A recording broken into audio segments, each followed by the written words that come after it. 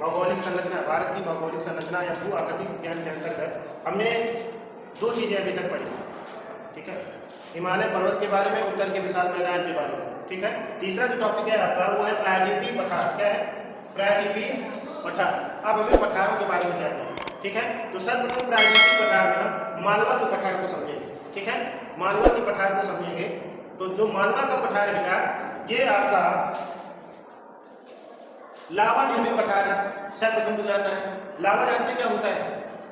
लावा ज्वालामुखी उद्गार के समय, ठीक है, जो उद्गारित होता है, निकलता है ज्वालामुखी से आग, राख, है ना, जो भी पदार्थ उससे निकलते हैं वो लावा होता है, उसी से निर्मित पठार है। और यहाँ की जो मृदा है वो काली मृदा है, ठीक है। यहाँ की जो मिट्टी है वो क्या है? काली मिट्टी है, ठीक है। और ये 3 राज्यों में फैला हुआ है मालवा का पठार। राजस्थान के पूर्वी हिस्से में, ठीक है, गुजरात में और मध्य प्रदेश में। मध्य प्रदेश में मालवा का पठार 28%, मध्य प्रदेश में जो है मालवा का पठार का जो हिस्सा है वो 28% है, ठीक है। देखिए ये लिखा हुआ हमने, इसका विस्तार राजस्थान में है, गुजरात में है, मध्य प्रदेश का 28% भाग, मध्य प्रदेश के 28% भाग पर मालवा का पठार है। देखिए यहाँ, ठीक है, ये है आपका मालवा का पठार, ठीक, क्या है? मालवा का पठार, ठीक है। इसके जो है उत्तरी सीमा पर, देखिए इसके उत्तरी सीमा पर या ऊपर की ओर आपका यहाँ पर बुंदेलखंड का पठार। कौन सा पठार है? बुंदेलखंड का पठार, ठीक है। और उत्तर पूर्व दिशा में, उत्तर पूर्व दिशा में यहाँ पर बेटा कौन सा पठार है? बघेलखंड का पठार। कौन सा है? बघेलखंड का पठार, बघेलखंड का पठार, ठीक है, समझ में? उत्तर में बुंदेलखंड का पठार, उत्तर पूर्व में बघेलखंड का पठार और उत्तर पश्चिम दिशा में अरावली पर्वत है, ठीक है। इसके उत्तर पश्चिम में अरावली पर्वत है, दक्षिण में विंध्याचल पर्वत है, ठीक है, विंध्य पर्वत है। समझ में? इसका विस्तार किन किन राज्यों में है? मालवा के पठार का विस्तार है गुजरात, राजस्थान और मध्य प्रदेश राज्य में, ठीक है। देखिए अब इसका ढाल के विषय में जानिए। ढाल इसका किधर से किधर है? तो उत्तर पूर्व की तरफ है बेटा। किधर है? उत्तर पूर्व, यानी किस दिशा की तरफ है, ठीक है। इसका जो है ढाल किधर है? इसका ढाल जो है उत्तर पूर्व दिशा है ना, इधर है ना, इधर, ठीक है। इसका ढाल ऐसे उत्तर पूर्व दिशा में, किधर है? ये लिखा हुआ है, इसका ढाल जो है उत्तर पूर्व दिशा में, ठीक। इसकी ऊंचाई, इसकी जो औसत ऊंचाई है बेटा वो 500 मीटर है। देखिए इसकी औसत ऊंचाई 500 मीटर है। अधिकतम कहीं कहीं पर इसकी ऊंचाई कितनी पाई जाती है? 600 मीटर पाई जाती है, ठीक। और कम ऊंचाई वाले जो क्षेत्र हैं वो 300 से 450 मीटर वाले, ठीक है। कितने स्तर में है? यानी कि इसकी जो है अधिकतम ऊंचाई कितनी है? 600 मीटर, इससे ज्यादा अधिक वाले क्षेत्र नहीं है, ठीक है। और जो औसत ऊंचाई है इसकी 500 मीटर है और कम ऊंचाई वाले जो क्षेत्र हैं वो 300 से 450 मीटर वाले। समझ में आई बात? ठीक है, क्लियर बात?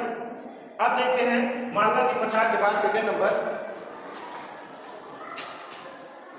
पर देखेंगे बुंदेलखंड का पठार, ठीक है। बुंदेलखंड का पठार जो है ये आपका मालवा के पठार के उत्तर में है, ठीक है, यह भी आपने जाना। अब इसमें देखिए चंबल नदी के द्वारा बने महाखंड के कारण ही इस प्रदेश को उत्खाद भूमि का प्रदेश कहा जाता है, ठीक है। महाखंड क्या है? इसी को हम गार के नाम से जानते हैं, ठीक है। ये क्या होता है? आई आकार का होता है। किस आकार का होता है? आई आकार का, ठीक है। किस आकार का होता है? आई आकार का। नदी के अपर्दन के वजह से बनता है, ठीक है। ऐसा आकार जो है चंबल नदी द्वारा महाखंड के कारण ही इस प्रदेश को उत्खाद भूमि कहा जाता है। उत्खाद भूमि क्या है? उत्खाद भूमि क्या होती है? कोई बता सकता है? उत्खाद भूमि क्या होती है? उत्खाद भूमि किसे कहते हैं? जो भूमि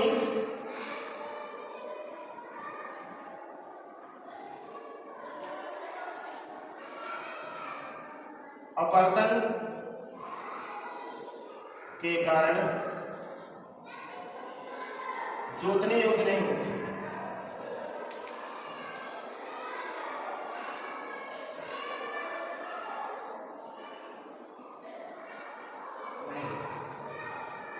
ठीक है, या उसमें कृषि नहीं की जा सकती। क्या नहीं की जा सकती? या कृषि नहीं की जा सकती। ऐसी भूमि को क्या कहा जाता है? उत्पाद भूमि। कृषि नहीं की जा सकती। ये सब पॉइंट नोट करते चलिएगा आप लोग, ठीक है। उत्पाद भूमि क्या होता है? जो भूमि अपरदन के कारण जोतने योग्य नहीं होती अथवा कृषि योग्य नहीं होती है, ठीक है, या कृषि नहीं की जा सकती है, ऐसे भूमि को क्या कहा जाता है? उत्खाद प्रदेश या उत्खाद भूमि कहा जाता है, ठीक है। समझ में आई बात? अब देखिए चंबल नदी की, अब यहीं पर जान लीजिए, चंबल नदी से जुड़ी कुछ बातें समझ लीजिए। चंबल नदी किन किन राज्यों से होकर के गुजरती है, कहाँ से निकलती है, कोई बता सकता है हमें? चंबल नदी जो है, चंबल नदी कहाँ से निकलती है? कहाँ से निकलती है बताइए? Anyone can tell me? Chambal नदी कहाँ से निकलती है? कोई बता सकता है? नहीं बता सकता? देखिए यह नदी इंदौर से, इंदौर जानते हैं कहाँ है? कहाँ है इंदौर? मध्य प्रदेश में, ठीक है। इंदौर से 45 किलोमीटर दूर जाना पाव पर्वत है। कौन सा पर्वत है? जाना पाव पर्वत से निकलती है, ठीक है। कहाँ से निकलती है? जाना पाव पर्वत से निकलती है। इसका एक पुराना नाम है, कोई बता सकता है? क्या नाम है चंबल नदी का? चंबल नदी का पुराना नाम क्या है? नहीं बता सकते? देखो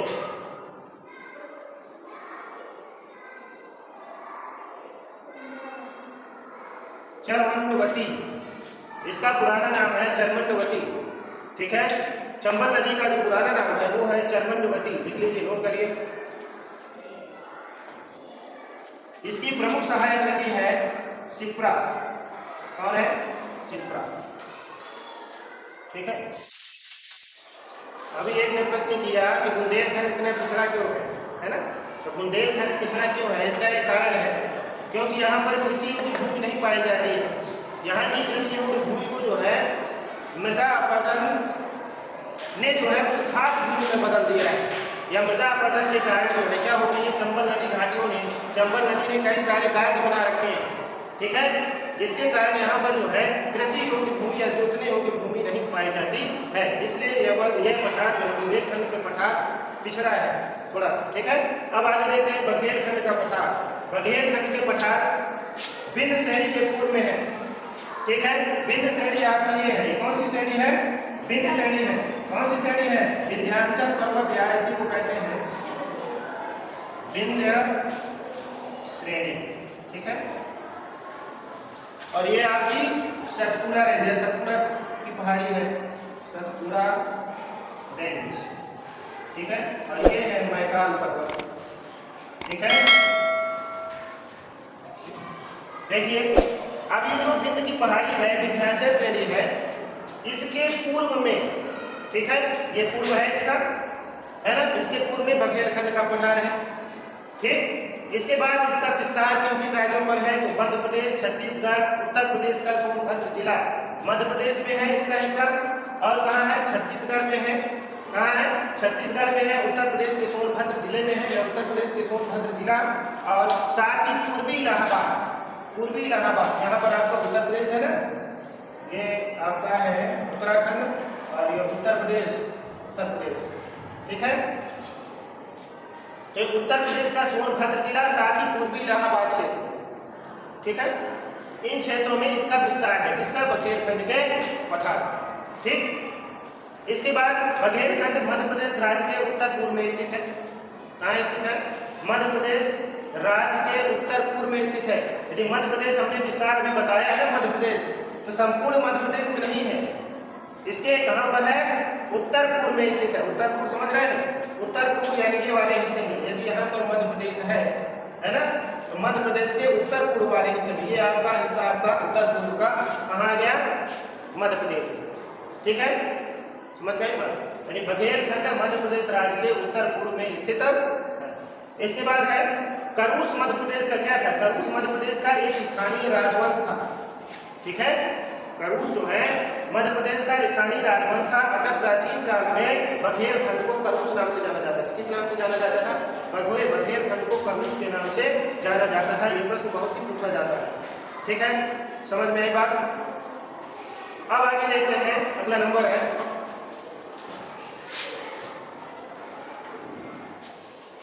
छोटा नागपुर का पठार। ये जो है खनिज संसाधन की दृष्टि से छोटा नागपुर का पठार खनिज संसाधन की दृष्टि से अत्यंत महत्वपूर्ण है। ठीक है, खनिज संसाधन की दृष्टि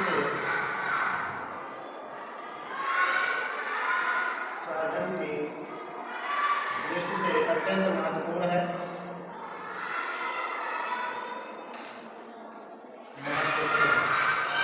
ठीक है, खनिज संसाधन की दृष्टि से अत्यंत महत्वपूर्ण है छोटा नागपुर। ठीक है, सर्वाधिक खनिज यहीं से प्राप्त होते हैं। कहाँ से? छोटा नागपुर के पठार से। और कहाँ स्थित है? झारखंड में। कहाँ है? झारखंड। ठीक है, ये हमेशा याद रखेंगे। छोटा नागपुर का पठार कहाँ है? झारखंड राज्य में है। खनिज संसाधन की दृष्टि से अत्यंत महत्वपूर्ण है। ठीक है, देखिए अब इसमें कहा जा रहा है कि राजमहल की पहाड़ी इसकी उत्तरी सीमा पर, ठीक है, इसकी उत्तरी सीमा पर राजमहल की पहाड़ी है। यहाँ पर थोड़ा सा स्पेस बनाते हैं।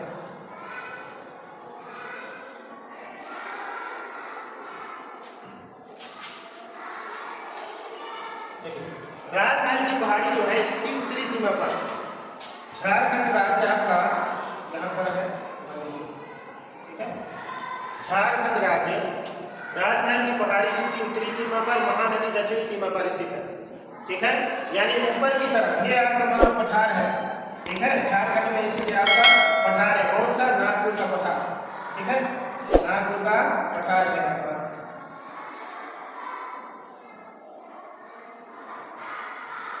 नागपुर का पठार या छोटा नागपुर का पठार कहा जाता है।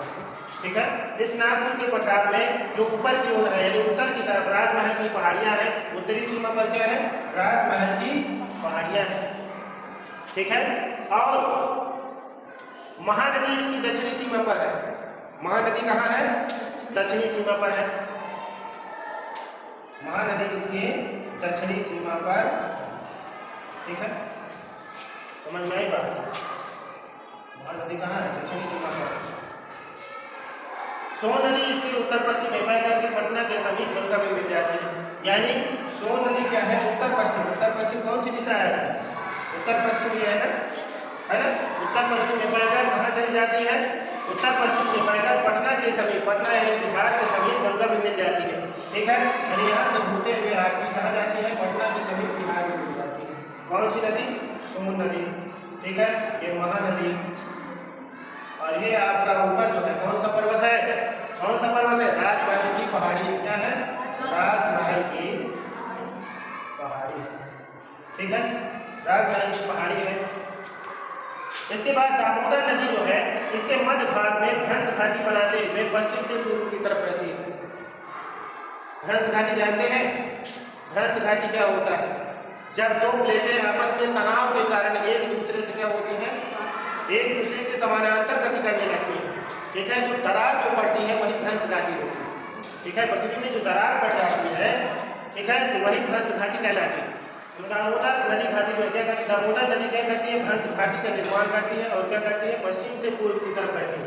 इधर बहती है, इधर से इधर की तरफ। ठीक है, कहाँ से? इसी पठार से होकर के बहती है। कहाँ से बहती है? इसी पठार से। किस पठार से? दामोदर नदी इसके मध्य भाग से, या किसके मध्य भाग से? कौन सा पठार है यहाँ पर? छोटा नागपुर के पठार के मध्य भाग से भ्रंश घाटी बनाती हुई पश्चिम से पूर्व की तरफ बहती है। ठीक है, समझ में आई बात? अब अगला पॉइंट है दामोदर हुगली की सहायक नदी। किसकी सहायक नदी है? हुगली। ठीक है, हुगली नदी कहाँ है? पश्चिम बंगाल में। ठीक है, कोलकाता बंदरगाह हुगली नदी के ही किनारे है। ठीक है, कोलकाता बंदरगाह जो हुगली नदी के किनारे है। हुगली कहाँ है? हुगली आपकी पश्चिम बंगाल राज्य, आपका पश्चिम बंगाल राज्य है ना यहाँ पर, है? पश्चिम बंगाल राज्य में कौन सी नदी है? हुगली नदी है। हुगली जो दामोदर हुगली की सहायक नदी है। ठीक है, समझ में आई बात? बंगाल का शोक कहा जाता है किसको? दामोदर नदी को। दामोदर नदी को क्या कहा जाता है? बंगाल का शोक कहा जाता है। ठीक है, और झारखंड में इसी को क्या कहा जाता है? देवनद कहा जाता है। ठीक है, झारखंड में उल्टा है इसी का, बंगाल में शोक कहा जाता है इसको, लेकिन झारखंड में इसको दामोदर नदी को क्या कहा जाता है? देवनद कहा जाता है। ठीक है, याद रहेगा। ठीक है, समझ में आई बात? आगे देखते हैं।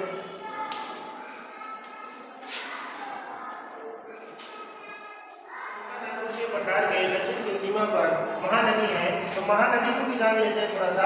महानदी कहाँ से निकलती है? तो महानदी छत्तीसगढ़ की उच्च भूमि से निकलती है। कहाँ से निकलती है? छत्तीसगढ़ की उच्च भूमि से निकलती है और उड़ीसा में बहते हुए यह बंगाल की खाड़ी में मिल जाती है। यानी उड़ीसा राज्य से होते हुए छत्तीसगढ़ से निकलती है और उड़ीसा से होते हुए कहाँ चली जाती है? बंगाल की खाड़ी में मिल जाती है। इसकी लंबाई कितनी है बेटा? तो 860 किलोमीटर है। अच्छा, अभी हमने बताया था कि हुगली नदी के बारे में बताया था ना आपको। हुगली नदी के बारे में क्या बताया आपको? अभी हुगली की सहायक नदी किसे कहा जाता है? दामोदर नदी को हुगली की सहायक नदी कहा जाता है। और हुगली कहाँ है? हुगली नदी है, हुगली नदी कहाँ है? कोलकाता में। तो फिर कोलकाता में कौन सी नदी है?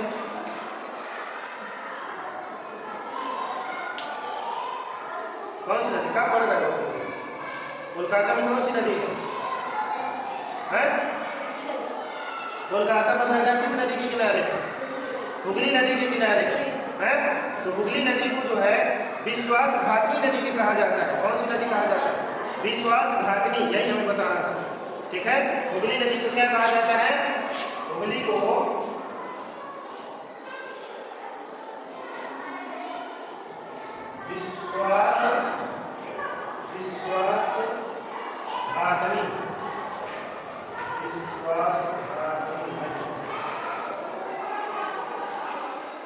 विश्वासघातनी नदी कहा जाता है।